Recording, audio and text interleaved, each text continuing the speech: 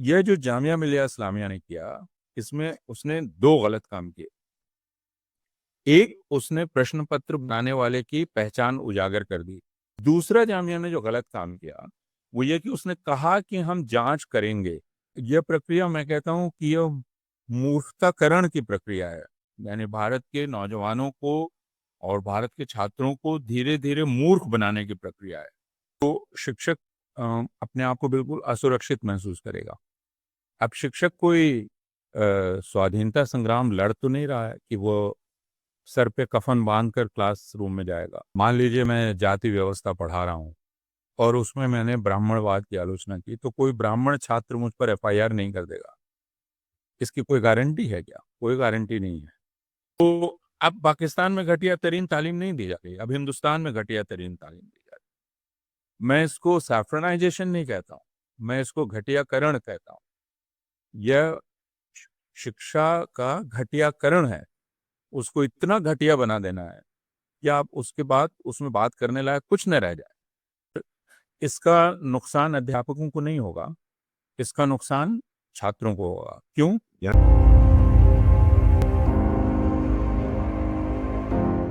नमस्कार, मैं हूं निधीश त्यागी और आप हैं हरकारा डीप डाइव पर।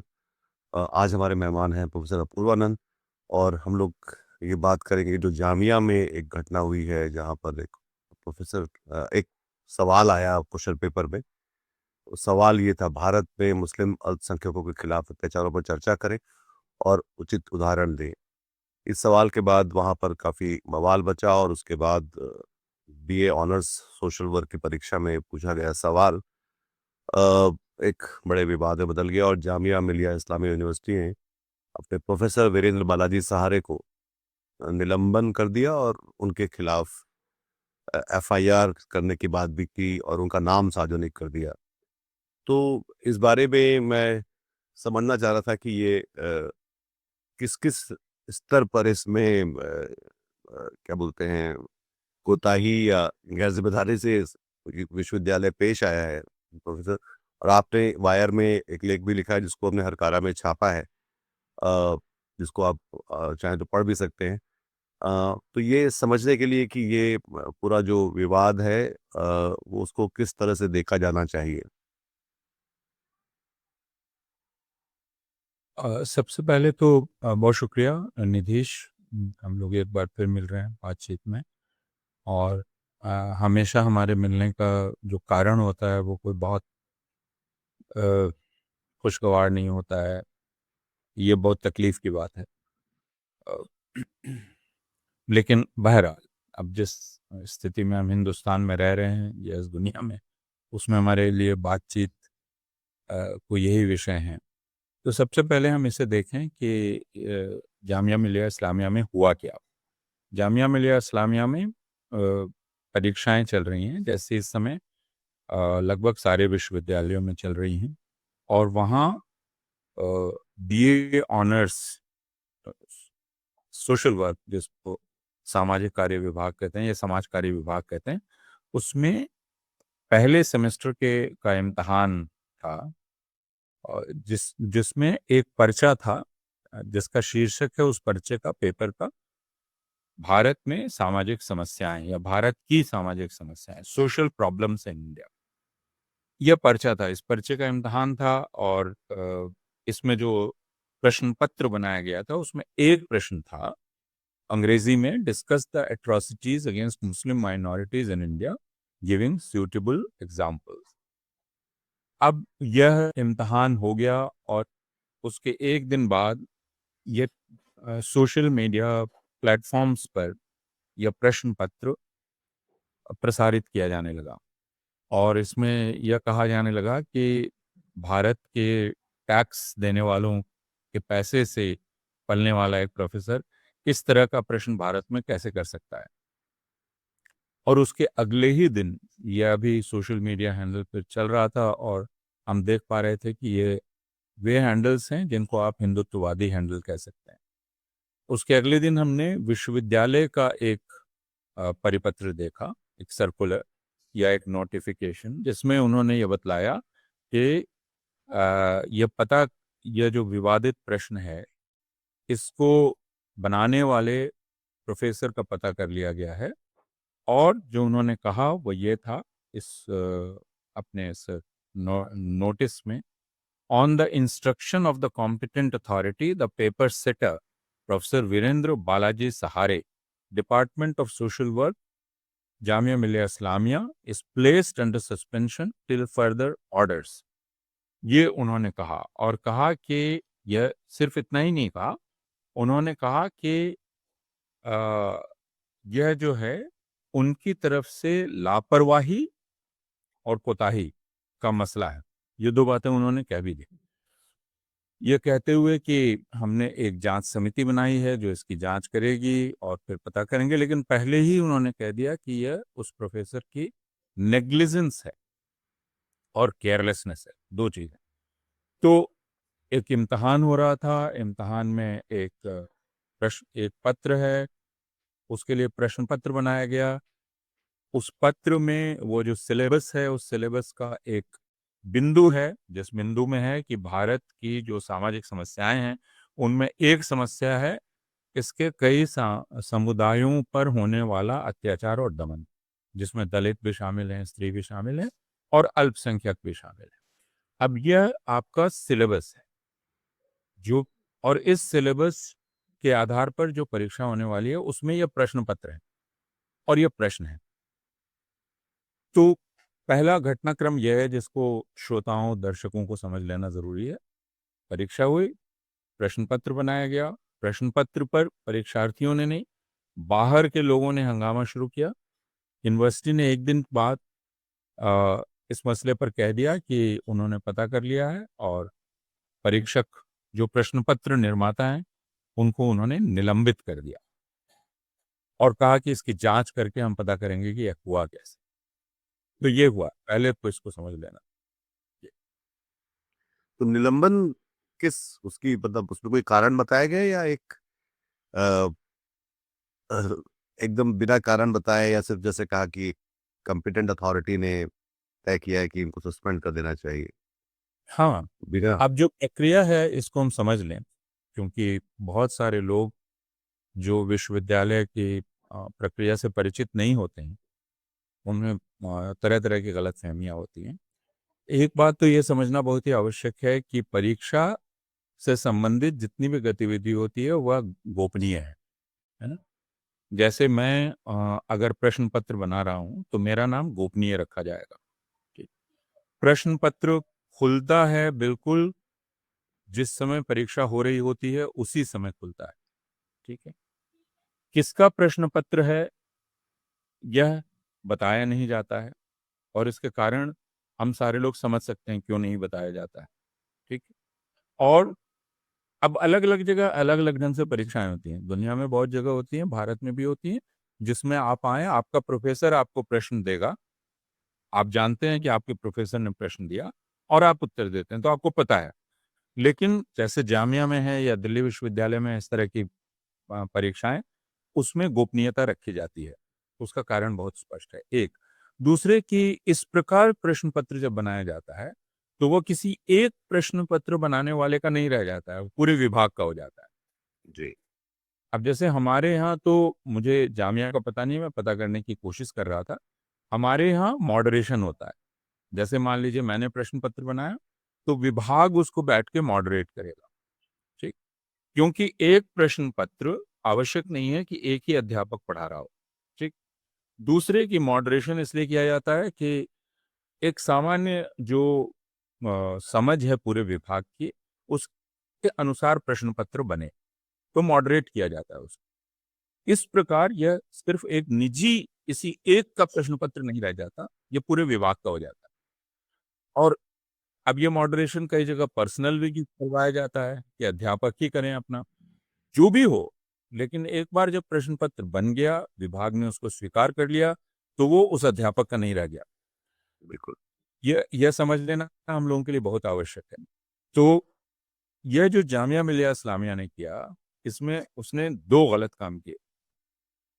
एक, उसने प्रश्न पत्र बनाने वाले की पहचान उजागर कर दी, जी।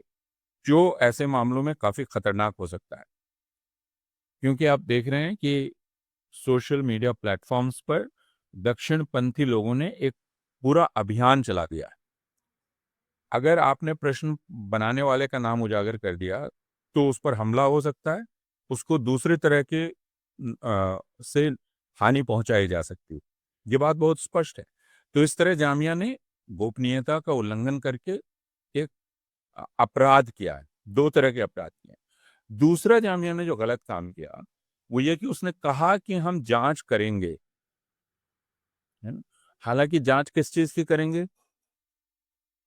चीजें एकदम साफ जाहिर हैं। एक सिलेबस है, सिलेबस में एक बिंदु है जिसमें आपने साल एक सेमेस्टर भर पढ़ाया है कि भारत में सामाजिक समुदायों के साथ किस किस प्रकार का उत्पीड़न होता है या जो कुछ होता है, जो भारत का तथ्य है, हम सारे लोग बिल्कुल, जानते हैं। बिल्कुल। दलितों के साथ, महिलाओं के साथ, औरतों के साथ, लड़कियों के साथ, अ, और अल्पसंख्यकों के साथ, ये भारत का तथ्य है। अगर आप सोशल वर्क पढ़ा रहे हैं, समाज कार्य पढ़ा रहे हैं, तो इस तथ्य से इनकार कैसे कर सकते हैं? ये तो तथ्य है, इसको छात्रों को समझना चाहिए। अ, तो आप अब जांच किसकी करनी है? जांच की तो कोई जगह ही नहीं है, चीजें एकदम साफ हैं। तीसरा, उन्होंने जो गलती की वो ये कि उन्होंने पहले क्या कि नेग्लिजेंस और केयरलेसनेस है ना? तो आप तो पहले ही नतीजे पर पहुंच गए। बिल्कुल। आपने एक तरह से दोषी ठहरा दिया उसको कि you were negligent and you were careless. ठीक है, तो आप शायद ये कहना चाहते हैं कि हम आपको कि ये भी कह सकते थे कि यू डिड इट इंटेंशनली।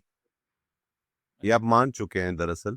और शायद इसमें ये भी है कि वो सारी बातें सोशल मीडिया पे उठने के बाद आपने कार्रवाई की। आपको किसी विभागीय तौर पे जो एग्ज़ाम ले रहे थे, जो परीक्षा दे रहे थे बच्चे, या वहाँ से शिकायत नहीं आई है, शिकायत डिपार्टमेंट से भी नहीं आई है, ये शिकायत आपको सोशल मीडिया से मिली और उसके बाद आपने नहीं, ये बस कंगारू संभव है, कोर्ट की तरह। ये बिल्कुल संभव है नीतीश कि यह सोशल मीडिया पर आने के बाद किसी छात्र से ये शिकायत करवा दी गई है, क्योंकि आखिरकार ये प्रश्न पत्र तो किसी छात्र से ही मिला ना। जी, और ये हमारे लिए बहुत चिंता का विषय है और इस पर हम लोग आगे बात करेंगे कि दरअसल अगर यह छात्र ने किया है जिसने यह प्रश्न पत्र किसी और को दिया घेर कर और उसके बाद इसको सोशल मीडिया पर प्रसारित किया गया, तो यह कैसे पूरे विश्वविद्यालय शिक्षा के लिए एक बहुत गहरी चिंता का विषय है। हम सब लोगों के लिए, मैं अध्यापक के रूप में मेरे लिए बहुत चिंता का विषय है कि अगर ये छात्र कर रहे हैं तो ये काफी खतरनाक है। लेकिन छात्र ने अगर यह किया भी हो तो विश्वविद्यालय ने इसको विश्वविद्यालय के भीतर की गतिविधि नहीं रखा, बल्कि इसको सार्वजनिक किया। इसको प्रधानमंत्री के एक सलाहकार कोई हैं, उन्होंने भी अपने सोशल मीडिया हैंडल पर शेयर किया, है ना? कंचन गुप्ता, शायद वो हुँ। प्रेस सलाहकार हैं या पहले कुछ हैं। पहले जर्नलिस्ट थे। जी, जी। हाँ, जर्नलिस्ट थे। उन्होंने भी इसको शायद, इसका मतलब कि अब इसमें सारे ताकतवर लोग शामिल हो गए हैं उस एक अध्यापक के विरुद्ध। तो अगर किसी छात्र के माध्यम से यह हुआ है तो यह पूरी तरह से छात्र और अध्यापक के बीच जो एक विश्वास का रिश्ता होता है उसको तोड़ देने वाली चीज है। और उसके बिना फिर विश्वविद्यालय में अध्ययन अध्यापन चल ही नहीं सकता अगर वह चीज खत्म हो जाए। तो प्रश्न पत्र से पहले भी, पर अगर ये सिलेबस ही, जैसे कि आप कह रहे थे कि सिलेबस ही अगर ये था जिसपे हमको सामाजिक जो समाज है इसमें उसके बारे में सोचना है, उसके बारे में बात करनी है, तो अ, फिर तो गलती शायद सिर्फ सहारे साहब की नहीं है। तो आपने सिलेबस ही वैसा बनाया और उसके आधार पे सवाल पूछे जाएँगे।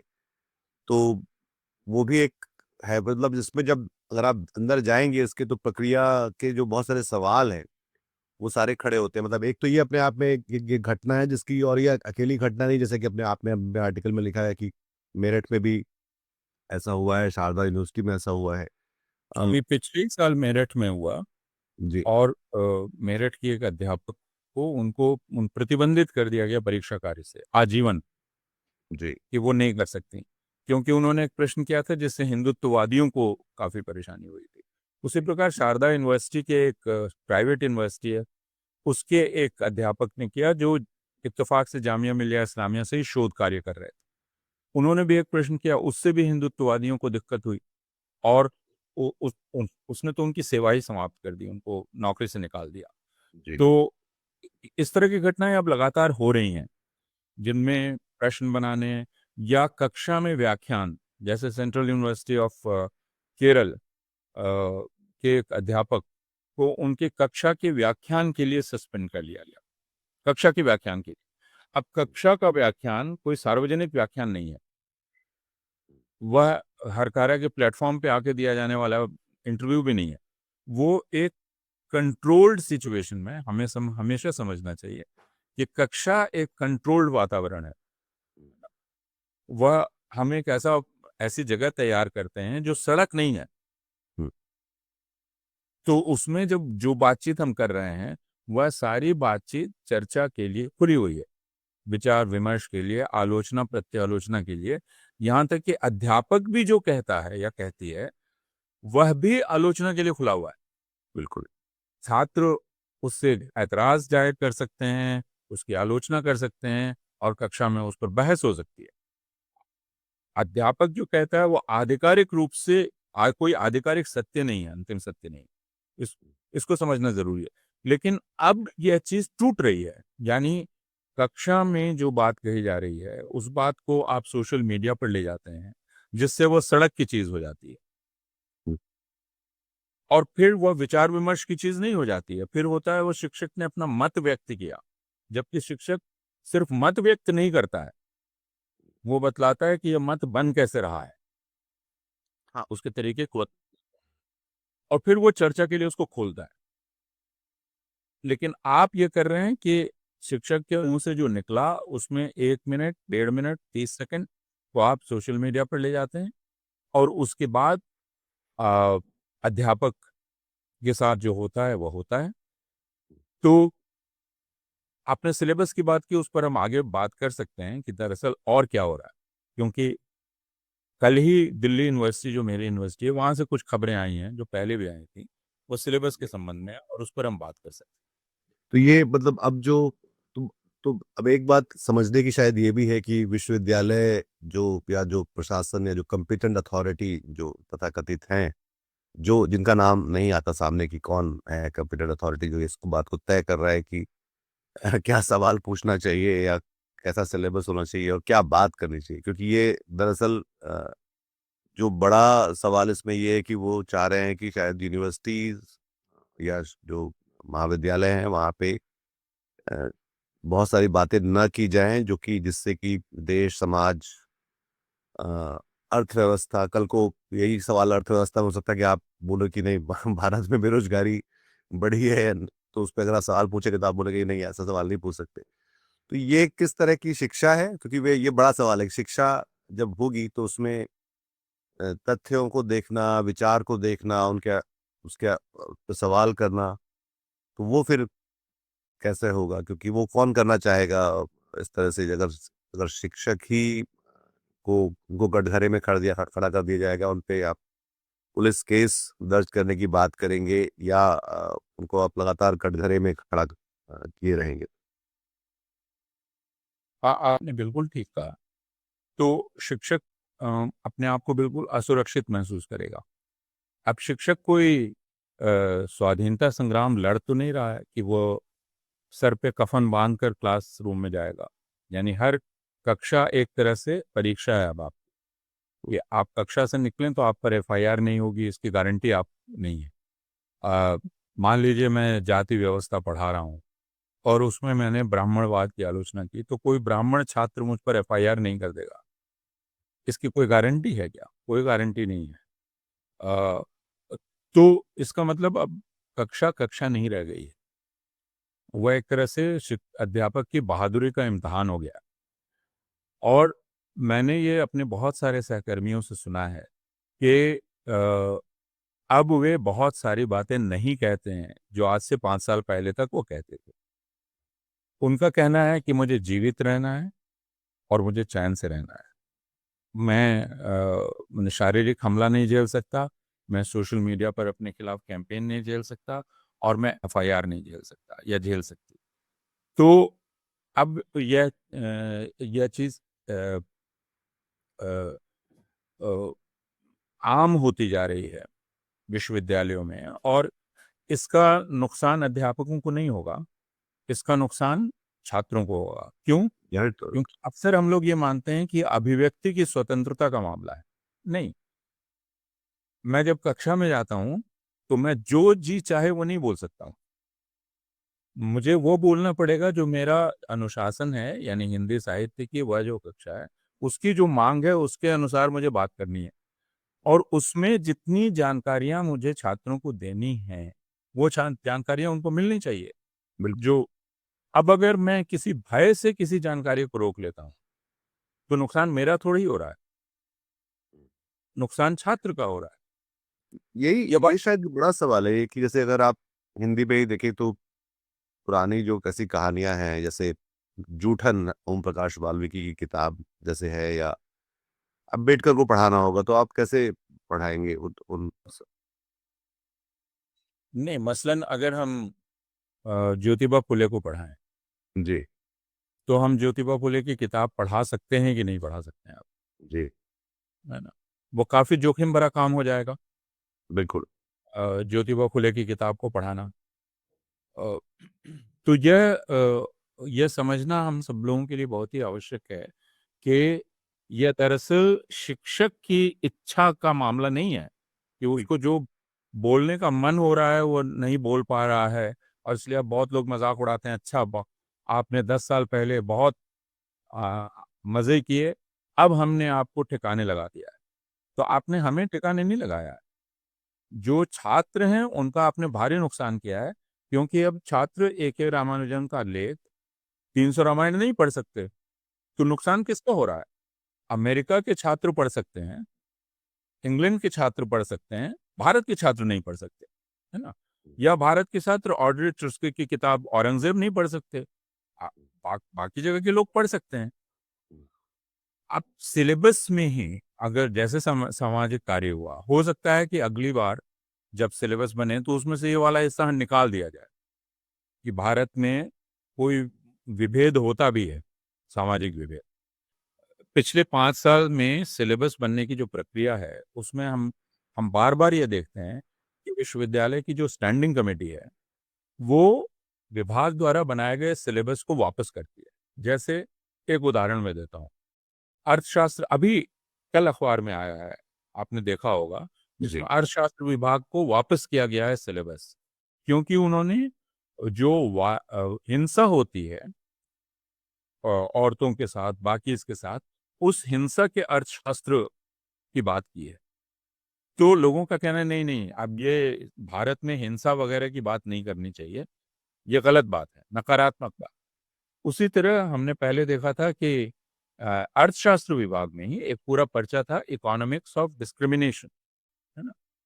तो उसमें ये कहा कि नहीं, नहीं, ये बहुत ही नकारात्मक है इकोनॉमिक्स ऑफ डिस्क्रिमिनेशन। डिस्क्रिमिनेशन शब्द सुनने में भी कितना खराब लगता है। तो ये विभेदकारी है, इसको आप हटा दीजिए। उसी प्रकार समाजशास्त्र विभाग को यह कहा गया कि जाति को हटा दीजिए। जाति ये बहुत ही नकारात्मक है। तो हमारे यहाँ जो नृतत्व शास्त्र विभाग है, उसने ये कहा कि भई अगर हम जाति को हटा देंगे तो भारतीय समाज को पढ़ ही नहीं सकते हैं। उसी प्रकार बहुत सारी चीज़ों को हटाने की बात की जा रही है, जिनसे ये कहते हैं कि भारत के बारे में नकारात्मक छवि बनती है या हिंदू समाज के बारे में नकारात्मक छवि बनती है, तो वो हमें नहीं पढ़ाना चाहिए। अब छात्र खुद अपनी ज़िंदगी में देख रहे हैं कि जाति आधारित विभेद होता है, लेकिन कक्षा में जब आके भारतीय समाज के बारे में पढ़ेंगे, तो यह तथ्य पूरी तरह से गायब होगा। तो आप समझ सकते हैं कि नुकसान किसका हो रहा है? भारतीय समाज के बारे में कौन नहीं जान पाएगा? वो भारत के छात्र नहीं जान पाएँगे जी, और नुकसान उनका होगा। तो ये पूरी प्रक्रिया चल रही है। ये प्रक्रिया मैं कहता हूँ कि ये मूर्खताकरण की प्रक्रिया है। यानी भारत के नौजवानों को और भारत के छात्रों को धीरे-धीरे मूर्ख बनाने की प्रक्रिया है, या उनको जानकारी से वंचित करने की प्रक्रिया है। और यह जानकारी मामूली सामान्य जानकारी नहीं है, जैसे अखबारी जानकारी। यह जानकारी है जो एकेडमिक जानकारी है। इससे आप उनको वंचित कर रहे हैं। आप अब आप पढ़ाएंगे, मान लीजिए सिर्फ जानकारी से वंचित नहीं कर रहे हैं, बल्कि विकृत जानकारी दे रहे हैं।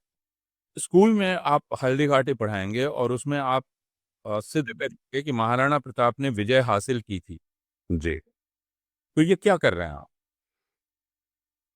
छात्र के साथ? यह बात भारत में ना तो मीडिया समझ रहा है, ना भारत के माँ बाप समझ रहे हैं कि उनके बच्चों के साथ मजाक किया जा रहा है। और भारत में ही अशोका यूनिवर्सिटी में, जिंदल यूनिवर्सिटी में, मैं यह इसलिए नहीं कह रहा हूं कि अब उनके भी सिलेबस पर हमला होने लगे, जो कि होगा, वो बचेंगे नहीं। आ, उस यूनिवर्सिटी में जो छात्र इतिहास पढ़ेंगे और दिल्ली यूनिवर्सिटी में जो छात्र इतिहास पढ़ेंगे, दोनों में फर्क होगा। क्योंकि अभी दिल्ली यूनिवर्सिटी की स्टैंडिंग कमेटी ने वहाँ के एकेडमिक काउंसिल की इतिहास विभाग को कहा कि भाई आप ग्लोबल हिस्ट्री इतनी क्यों पढ़ा रहे हैं, ग्लोबल हिस्ट्री नहीं पढ़ाना चाहिए। तो उनको बताया गया कि क्यों ग्लोबल हिस्ट्री, और ग्लोबल हिस्ट्री कितना प्रतिशत है। अब देखिए क्या सिद्ध करना पड़ रहा है कि नहीं नहीं 100% में सिर्फ 30 है ग्लोबल हिस्ट्री। आप इतिहास विभाग की बुद्धि पर भरोसा नहीं कर रहे हैं, क्योंकि आप एक विचारधारा के हिसाब से सोच रहे हैं। आप कह रहे हैं नहीं नहीं हमें राष्ट्रवादी रहना है, तो हमें राष्ट्र के बाहर नहीं जाना है, तो हमें ग्लोबल हिस्ट्री नहीं देखनी है, ग्लोबल हिस्ट्री हम नहीं पढ़ेंगे। तो ये पूरा नुकसान एक तरह से छात्रों का हो रहा है। और अ, आप 5 साल पहले जो छात्र उत्तीर्ण होकर निकले हैं, स्नातक होकर निकले हैं, उनकी जानकारी के स्तर में और आज जो छात्र निकलेंगे उनकी जानकारी के स्तर में काफी फर्क होगा। तो वो समृद्ध नहीं हो रहे हैं, विपन्न हो रहे हैं। तो इस तरह की जब शिक्षा देने लगेंगे, और मेरे ख्याल से दुनिया में कई इस तरह के उदाहरण होंगे जहाँ पर एक खास तरह की शिक्षा दी जाती है, जिसमें उनको अंधेरे में रखने की ज़्यादा कोशिश की जाती है बजाय उजाले की तरफ लाने की।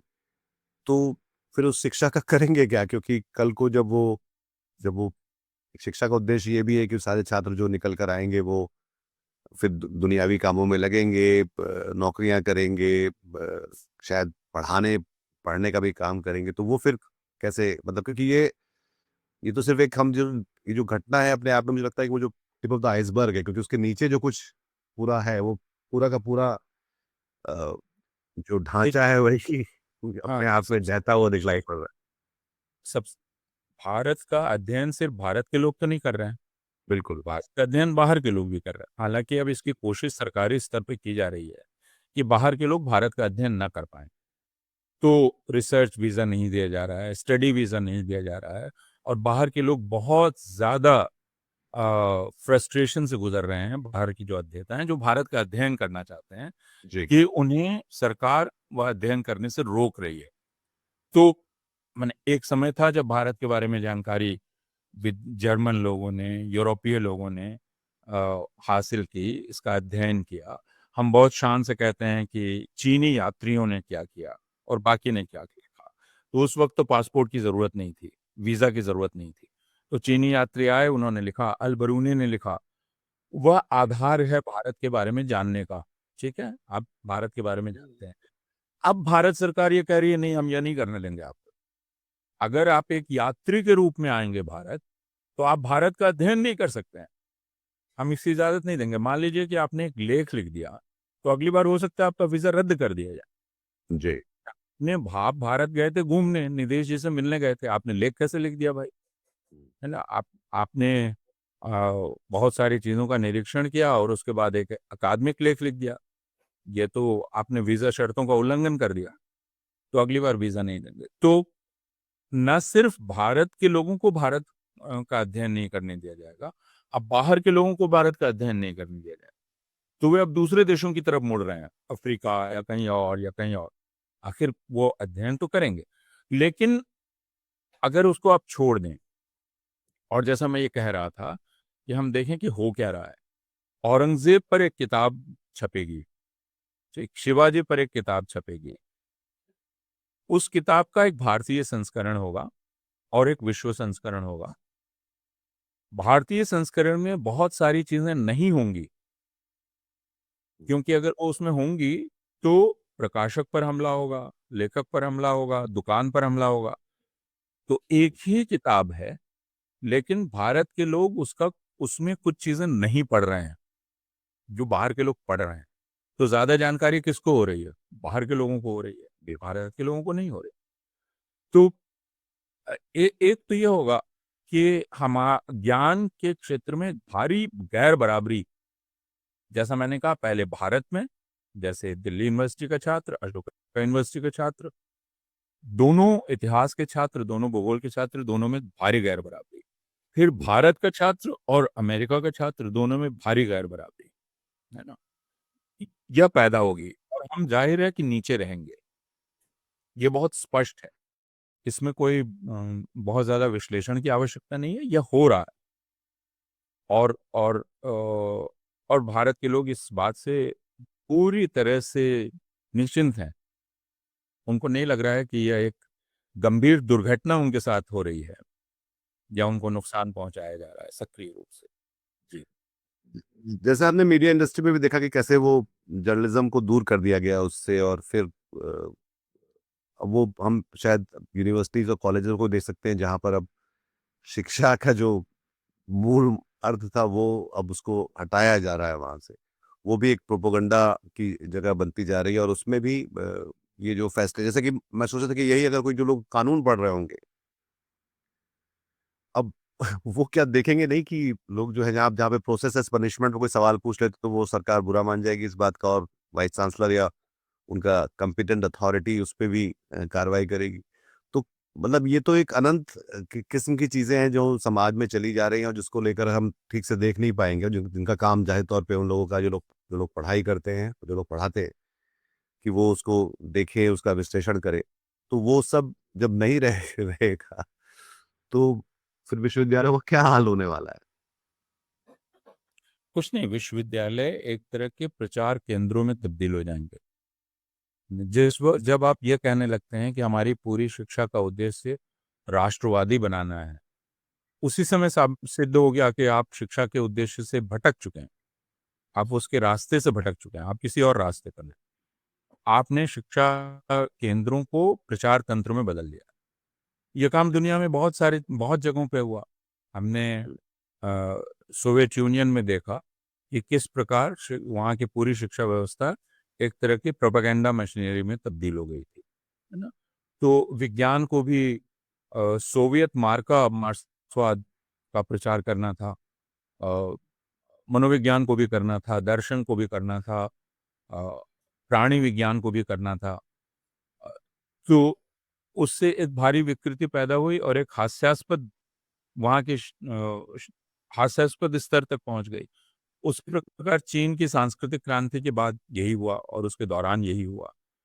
अ, आप कह सकते हैं कि आपके बगल में, चूंकि सबसे पहले उदाहरण पाकिस्तान का ही दे दिया जाता है, तो मैं परवेज हुदबॉय का के इंटरव्यूज देख रहा था और उसके पहले भी मैंने काफी कुछ पढ़ा वहाँ जो हो रहा है स्कूल में और यूनिवर्सिटीज में। तो उन्होंने कहा कि परवेज हुदबॉय ने कहा कि ये घटिया तरीन तालीम है जो पाकिस्तान में दी जा रही है। तो अब पाकिस्तान में घटिया तरीन तालीम नहीं दी जा रही, अब हिंदुस्तान में घटिया तरीन तालीम दी जा रही। मैं इसको सैफ्रनाइजेशन नहीं कहता हूँ, मैं इसको घटियाकरण कहता हूँ। यह शिक्षा का घटियाकरण है। उसको इतना घटिया बना देना है कि आप उसके बाद उसमें बात करने लायक कुछ न रह जाए। आप दिल्ली विश्वविद्यालय आए, आप बाकी जगह जाएं, आप देखेंगे कि छात्र भी समझते हैं कि इसको घटिया बनाया जा रहा है और ये मजाक है। छात्र भी इस बात को जानते हैं बहुत अच्छी तरह से।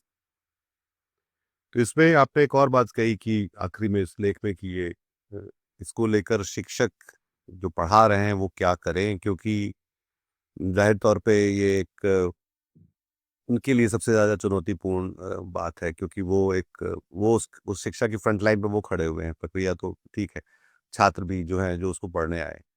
तो इसका इसका रास्ता कैसे देखते हैं आप, जहाँ पर ये चीज़ें लगातार बढ़ती हुई दिखलाई पड़ रही हैं, और जाहिर तौर पर किसी भी जो जो लोग इस देश से प्यार करते हैं, जो चाहते हैं कि भारत आगे बढ़े, उनके उनके लिए परेशान करने वाली बात है।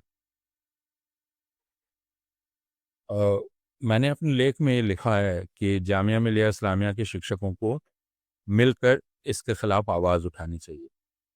मैं नहीं जानता कि इसके बाद वे परीक्षा कार्य में कैसे सम्मिलित हो रहे हैं और क्यों सम्मिलित हो रहे हैं, क्योंकि उसकी इंटीग्रिटी ही ख़त्म कर दी गई। और फिर कोई भी किसी विषय का भी हो, सिर्फ सोशल वर्क नहीं, वो कैसे शामिल हो सकता है जब उसके एक सहकर्मी पर इस प्रकार से हमला हो रहा हो। तो अ, ये मेरी समझ में नहीं आया कि अब तक परीक्षा कार्य में वे खुशी-खुशी कैसे शामिल हो रहे हैं, जबकि उनके एक सहकर्मी को वही काम करने के लिए दंडित कर दिया गया है, जो काम वो करते हैं। लेकिन ये बात सिर्फ जामिया मिलिया इस्लामिया की नहीं है। अभी तक जामिया मिलिया इस्लामिया के शिक्षकों का मैंने कोई बयान नहीं देखा है, जबकि मसला सिर्फ बयान तक नहीं रहना चाहिए, आगे जाना चाहिए। बिल्कुल, मैं उसकी उम्मीद करना शायद अभी बहुत ज़्यादती हो जाएगी, जो हालत है।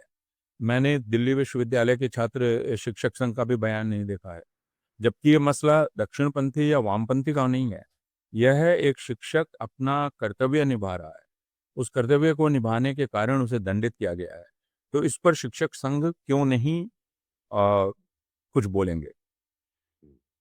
और ये शिक्षकों का भी मामला सिर्फ नहीं है, छात्रों का भी मामला है। तो मैंने देखा 2 छात्र संगठनों ने इस पर बयान दिया है।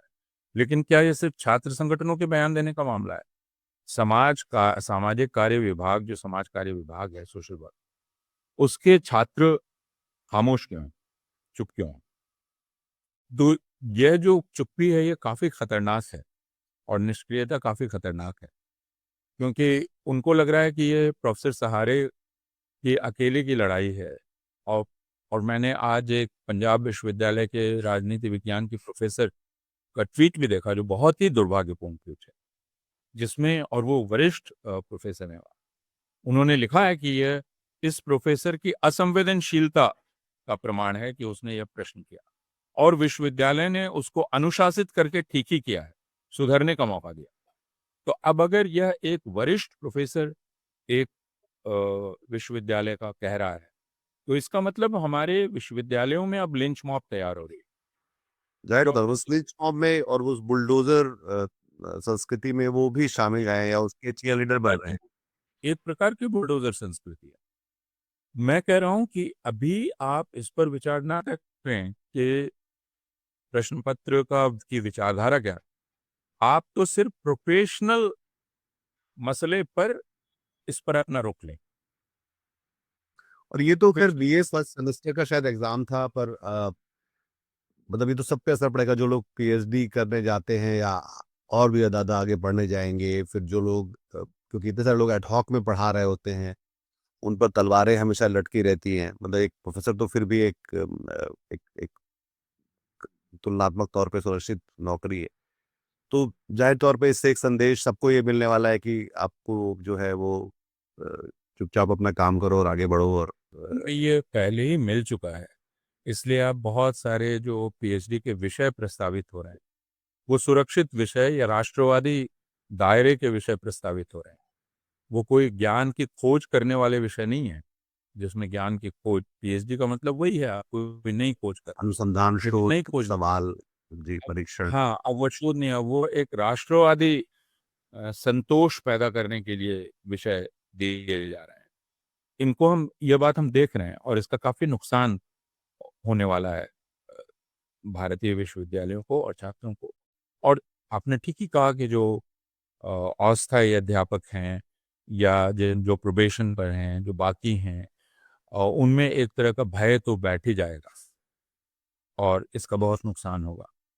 यह बात हम सारे लोग देखते हैं, चूँकि यह एक संदर्भ से जुड़ी हुई बात है, तो इसको जानना लोगों के लिए ज़रूरी है कि जो अब भारत में अ, ऐसी संस्थाएँ हैं जो शोध कार्य के लिए अनुदान देती हैं, वे ऐसे विषयों पर अनुदान नहीं दे रही हैं, जो उनके लिहाज से नकारात्मक विषय हैं। जैसे इस प्रश्न को नकारात्मक माना गया। वे अब सकारात्मक राष्ट्रवादी दायरे के विषयों पर ही शोध अनुदान दे रहे हैं, और खासकर समाज विज्ञान, इतिहास, मानविकी आदि में। तो ये बात मैं पहले कह चुका हूँ कि इसका भारी नुकसान भारत में ज्ञान के निर्माण पर पड़ेगा और सब पर पड़ेगा, क्योंकि ये इससे एक भय पैदा होता है और कोई जेल नहीं जाना चाहता है, कोई सस्पेंड नहीं होना चाहता है, कोई अपनी नौकरी नहीं गंवाना चाहता है। तो वे सोचेंगे कि ठीक है, आप मूर्ख रहना चाहते हैं, आप मूर्ख रहिए, मुझे क्या, है ना? बहुत सारे लोगों का ये रुख है, अगर आप मिलेंगे तो कहेंगे कि भाई जब लोग ही मूर्ख रहना चाहते हैं तो मैं उन्हें ज्ञान देने के लिए शहीद क्यों हो जाऊं? बिल्कुल। ज्ञान की बलिवेदी पर मैं शहीद क्यों हूं? हाँ, ज्ञान ज्ञान की जो तलाश है वो एक शाप की तरह शाप में बदल जाए तो अपने आप में हाँ, एक तो मैं क्यों बेहतरीन। शहीद हूं? क्योंकि ज्ञान हमेशा दो तरफा चीज है ना। एक समाज है जिसमें उसके लिए इच्छा होनी चाहिए, छात्र समुदाय है जिसमें उसके लिए इच्छा होनी चाहिए, तो अध्यापक कुछ साहस करे। लेकिन अगर उसमें है नहीं तो फिर अध्यापक खामखा का साहस क्यों करे? आप मुझे ये बतलाइए। ये तुलसीदास की तरह स्वांतः सुखाए, वो जाके बलिदान दे दे, जेल चला जाए, जैसे बहुत सारे लोग गए हैं, और उसके जेल जाने पर आप ताली बजाएं। कल तक जो अध्यापक आपको पढ़ा रहा था, आ, जिसने यह काम किया, वह जेल चला जाएगा और आप ताली बजाएंगे, तो वो फिर क्यों करे यह एक प्रश्न उठेगा। बिकॉज़ सबसे जो इसमें एक बात ये भी है कि क्लासरूम अपने आप में अब एक सुरक्षित और विश्वास की जगह नहीं रह जाएगी या उन पे असर नहीं रखने रह की जगह गई नहीं है रह। निधीश। आप याद कीजिए, अभी 1 साल ही हुआ है शायद, कोल्हापुर में प्रोफेसर देसाई थी, उनको सब्स्टिट्यूट क्लास करनी थी, और वो कुछ था, एथिक्स की क्लास थी जिसमें चर्चा हो रही थी, और उसमें एक छात्र ने कहा कि मुसलमान बलात्कार करते हैं, और प्रोफेसर देसाई ने सिर्फ इतना कहा कि बलात्कार करने वाले किसी भी समुदाय के हो सकते हैं। उसके लिए उन पर पूछताछ हुई और उनके निलंबन तक की नौबत आ गई, उनके खिलाफ प्रदर्शन हुए। तो प्रोफेसर देसाई तो एक बहुत सामान्य सी बात कह रही थी ना, कि बलात्कार किसी भी समुदाय का व्यक्ति कर सकता है, जी, इसके लिए उनको दंडित किया गया। तो अब कक्षा तो सुरक्षित जगह नहीं है ना। कौन छात्र मेरी किस बात को रिकॉर्ड कर रहा है, किस बात को बाहर ले जाएगा? किसने ये प्रश्न पत्र किसी right wing social media handler को दिया, क्यों दिया? तो अगर यह, जैसा मैंने कहा, कि अगर यह विश्वास खत्म हो गया तो फिर कक्षा खत्म हो गई। जी, यह अध्यापक और छात्र, देखिए, मैंने शुरू में कहा, मैं इसको और समझा दे रहा हूं कि कक्षा एक बहुत ही नियंत्रित जगह है। एक तरह से उसको हम इम्यून करते हैं, मतलब उसमें जो बाहरी सामाजिक प्रभाव हैं उनसे उनको सुरक्षित कर दिया जाता है। तो मैं, और वहाँ विचारों का के साथ प्रयोग किया जाता है। मैं कुछ कह रहा हूँ, अब उस पर बहस होगी, वह विचार स्वीकार होगा, खारिज कर दिया जाएगा, कुछ भी हो सकता है। तो और मुझे इस बात का खतरा नहीं होगा कि मैं विचार व्यक्त कर रहा हूँ तो कोई मुझे पीट देगा। उसी तरह कोई किसी छात्र को इस बात की आशंका नहीं होनी चाहिए कि वो कुछ कुछ कहेगा तो अध्यापक उसे फेल कर देगा, या अध्यापक ले बाहर जाके लेख लिख देगा कि फला छात्र ने ऐसी बात कही जो इतनी मूर्खतापूर्ण है ना। यानी एक जो समझौता है, वो समझौता ये है कि ना तो मैं आपको एक्सपोज करूंगा, ना आप मुझे एक्सपोज करेंगे। एक्सपोज किनके सामने? जो अनइन्फॉर्म्ड लोग हैं। क्योंकि मैं एक विशेष डिसिप्लिन में काम कर रहा हूं, तो उसकी जो मांगे हैं वो मुझे पता है, आपको पता है, वो किसी और को तो नहीं पता है ना, जो उस डिसिप्लिन में नहीं है। जी। तो वह जब उसको सुनेगा तो वो एक बिल्कुल अनइन्फॉर्म्ड ढंग से सुनेगा, और प्रतिक्रिया होगी उसकी, जो जाहिर है खतरनाक प्रतिक्रिया हो सकती है। तो यह क्लासरूम का यह नियम है, यह सिद्धांत है। और जब हम कोई प्रश्न देते हैं, हम कहते हैं डिस्कस। डिस्कस में हम ये नहीं कहते हैं कि यू अग्री विद इट। या discuss in this way only कि एक ही हाँ, तरह से डिस्कस करना है। वो आप जब खोल के रखेंगे तो फिर सारे सारे सवाल करेंगे और उसकी वैचारिकता भी तो देखेंगे। हो सकता है कि कोई छात्र कहे कि the very premise of this question is wrong, actually there is no atrocity against Muslims. Okay, and then she is free कि वो एविडेंस के साथ, आर्गुमेंट के साथ ये साबित कर दे कि भारत में मुसलमानों के खिलाफ कोई उत्पीड़न हो ही नहीं रहा है उन पर। प्रश्न ही गलत है, प्रश्न का आधार गलत है, वो ये साबित करके लिख दे। तो अध्यापक ये नहीं देखते हैं कि आपने सही लिखा, गलत लिखा, उसके मत से आप मिल रहे हैं कि नहीं। अध्यापक ये देखते हैं जो आपने लिखा वो तर्कसंगत है कि नहीं, प्रमाण है कि नहीं, उनकी प्रामाणिकता है कि नहीं, आपने जो स्रोत लिए हैं वे प्रामाणिक स्रोत हैं कि नहीं। अध्यापक इन सारी चीजों की जांच करता है। बहुत शुक्रिया इस बातचीत के लिए पूर्वानंद। आई थिंक इस पे अभी और ये अभी शायद चलता ही रहेगा कुछ और ये सिलसिला, ये इस मामले का भी और इस तरह के और मामले जो हम देख रहे होते हैं, हम इस पर लगातार बात करते रहेंगे, क्योंकि ये बात करने की जगह भी शायद हम देख रहे हैं, चाहे वो विश्वविद्यालय हो या मीडिया हो, सक्रिय होती जा रही है। तो उसमें ज़रूरी है कि इन बातों को डॉक्यूमेंट करना, इनके बारे में बात करना और इस सिलसिले को आगे लेके जाना। बहुत शुक्रिया आपका। बहुत शुक्रिया दर्शकों आपका भी। अगर आपको ये बातचीत पसंद आई तो अपने हमख्याल लोगों के साथ साझा करिए। खासतौर पर वो सारे लोग जो लोग शिक्षा और विश्वविद्यालयों को लेकर किस तरह की चिंता या सरोकार रखते हैं। अपना ख्याल रखिए। नमस्कार। आज की ताजा खबर, आज की ताजा खबर, आज की ताजा खबर। आओ काका जी इधर, आओ मामा जी इधर, सुनो दुनिया की खबर।